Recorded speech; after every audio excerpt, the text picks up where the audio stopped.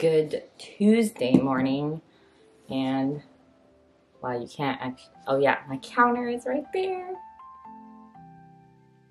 So I got myself a Shopify counter during Black Friday. Well, it was on sale, but since I was out buying stuff already, might as well. And let's see if I can connect this and get this working. There it is, it worked. Although I'm not really sure I have 890 orders, but I did it for like the lifetime of my shop, so I'm gonna double check. 890 number is technically correct. It's just, it's a little weird because I technically from before this October only counted orders from my own website. And then starting this year, October, I started counting orders from Etsy and wholesale. So it's kind of including more, I think, this year. I don't know if I should just count starting from when I got the counter or starting from this year and go from there. What do you guys do with your counters? Let me know if you guys have any opinions on that. But for now, it is technically working. Still up, still going good. And I'm doing some catalog things for wholesale today, and I'm doing this new thing with my catalogs where, since I have a rep group, I'm putting my rep group info on the how to order section, and I'm customizing it for every rep.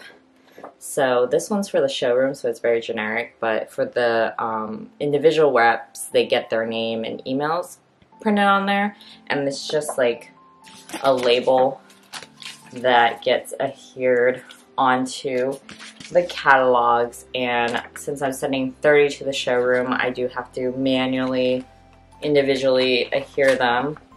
So this is how it looks when it's not on there. It's empty. So we gotta do that today, and then finish my showroom sample pack to send to the showroom for Vegas in January, and the deadline to send it is the end of this week. So I'm a little behind. So this is actually a very specific request for my rep group. I had a how to order section in my catalog, and they requested me put their info in instead of my own, which originally it was pointing to my wholesale website page, and they just wanted it to point to their page instead so that the client would order from them. And that's all fine, but I also have a few clients that aren't in territories they cover, so I wanted to be flexible about it. So I decided to leave the how to order section blank when printing the catalogs, and then adhere a label for specific order information depending on where the catalogs are going. So for example, when I'm sending rep group catalogs to the rep group, I adhere the rep group info, and then when I'm going to New York Now, for example, or sending to territories they don't cover, I put my own info, and that's just the way I decided to get around that little thing. So this is what I'm doing right now for those curious.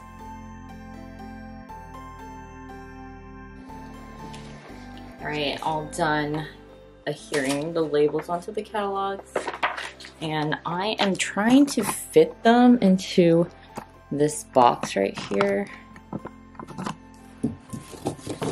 because this is like a box the catalogs came in, so it fits it exactly. But I'm pretty sure it won't fit all the products. I don't know, we'll have to see. So I want to fit all those into that box, but I'm pretty sure that's not gonna work. I'm gonna try anyways. So I didn't explain this very well in the video, but this is the box of stuff I need to send to the trade show showroom, and one of the things I needed to do is adhere labels to my plushies, because I have a new method of doing that, which I will explain. Okay. Here are the new plush labels that I am developing today and yesterday and this week and the weekend. And so small, so cute. Honestly, this is still in beta phase, so I'm still testing like how it looks, and I'm still developing the artwork on here. So there's a few I'm developing today, and I need to finish these up before I can send them to the showroom. And then the packaged versions are still as they have been. That hasn't changed. It's just I have a new option of like, if you don't want to package them, and then you just want to hang them up, because I noticed a lot of retailers like that style instead, then this is how it's gonna look with the little cute tag. Showroom stuff is what I need to finish up today, and then hopefully get some of the orders out for there's a lot of Christmas orders coming in, I'm assuming, from retail side, so I need to get that out soon. So just moving on to working on these plush keychain tags, and I have a few I need to design out, including like the rice ball, the ball, and then the cheap ramen ones. These are new. A new product that is being sold wholesale but not on the retail website yet. Might be on once this video uploads, but one of our newest products, and I need to make a tiny version for the tag for it. So for those curious, I tend to work almost exclusively in Adobe Illustrator, vectorizing all my artwork. And there's a few reasons for this. The first one is probably I'm pretty comfortable with Illustrator. I tend to work pretty fast in it. The second reason is I tend to like to reuse my artwork a lot. I also like scaling, being able to scale the artwork after the fact. And for example, this artwork right here, I might scale it up and then print it out and make it become a display for something like New York Now. It just gives me more options of stuff to do with my artwork.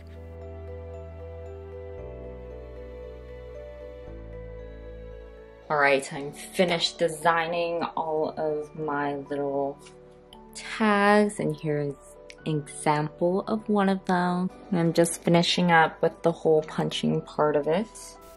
So this is kind of a proof of concept set, which is why I'm making it myself. Later on, my manufacturer will start making them for all my reorders or new orders, but I just wanted to make sure they look good, the size is correct, and all of that. So I do them myself first, just to make sure they all look right. So there's the ball, and then the few ramen colors. I have 4 ramen colors in total. So I got, and then you can actually see the little words on them. So they're really cute.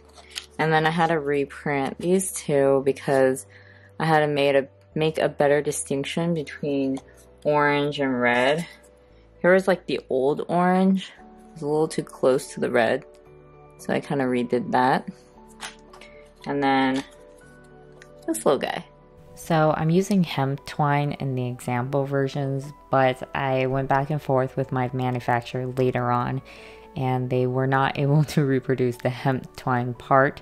So unfortunately, ones that my manufacturer will be making will be with the traditional like plastic connectors that you see a lot with plushies. I was really bummed about that because I wanted to be more eco-friendly with it. There's only so much you can do, mostly when you're not ordering that many. I think if you're ordering in the tens of thousands, you have more options of what you can kind of like convince them to do. But when I'm only ordering the minimum, they're not really willing to change that much about their process, which I can understand.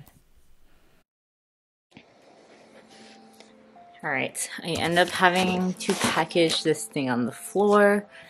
This is the first layer of my sticker sheets. I decided to put everything in boxes, so all the sticker sheets, sticker books are in these boxes, and then I have a box for stickers, and then one for lanyards. And then so that's like the first layer. And you put some packing in there.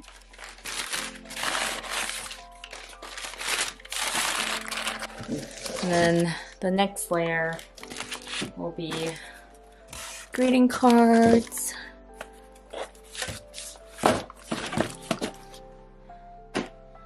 keychains,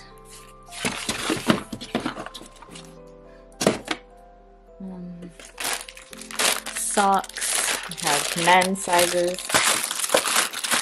and women's sizes. So 2 bags of socks. And I'm packing the size again. And then 30 catalogs. It's like super snug. Packing. I actually have a bunch of empty space here, and I think I'm gonna just put a bunch of packing stuff up here. And we are now packaging Christmas orders. I put them on the floor because there are so many of them. And my husband's helping me. He's making one of the boxes, or right now stamping one of the boxes. But we'll be doing this for the rest of the night, trying to get these orders out as fast as possible so people can get their Christmas stuff. Whoop. So I don't know why, but packaging has always been one of the most stressful parts of my business to me. I think it's because I am always afraid to make mistakes, and I really want everybody to like their order and be happy when they open the order. So I want to package things very well, so it always stresses me out a little bit because of that. But my husband has started helping me to alleviate some of the stress, and he definitely comes out more when I am a little overwhelmed. So he's kind of like a seasonal helper, if that explains things. And he's been doing very well learning all of my packaging processes, so we have a pretty good system down now. I usually put the orders out, he pulls the order and preps them, and I do the actual packaging because I like to make sure they look exactly the way I want it to. And then he has learned to adhere labels, print out labels, and pay for labels. So that has been super helpful lately, and this is what we'll be working on the rest of the day. All right, the first set of Christmas orders are going out. I'm essentially trying to ship them at least every other day, so hopefully they get to their respective buyers in time for whatever gifting they want to do with them. Hello, so I actually got some stickers today. These are my newest stickers. There is a total of 7 of them. Some reptiles, some foodie stuff. And before I go to bed, I wanted to put them in their new homes. And I did print out our little labels. You can see them. There they are. So it has the barcode and it has the little pictures. So I'm gonna fill up my little sticker bin tonight. Make sure they all got a home. They are already in our system as well. So last task for the day.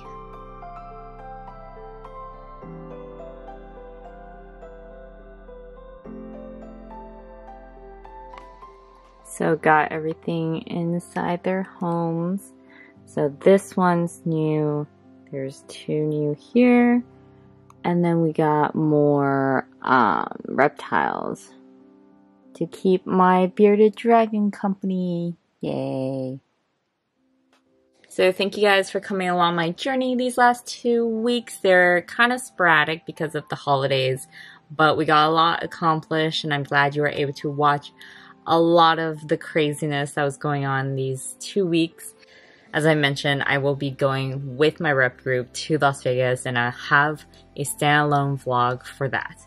So be sure to like, subscribe, click the alert bell for future content about that and other markets I'm going to this year, including New York now. Those are both wholesale trade shows coming up. Thank you so much for watching again. Hopefully you enjoyed the return of my vlogs. I'm definitely going to be trying to keep these up more consistently if I have time, but that is the goal for 2024. So cross your fingers that happens, and I will see you in the next vlog.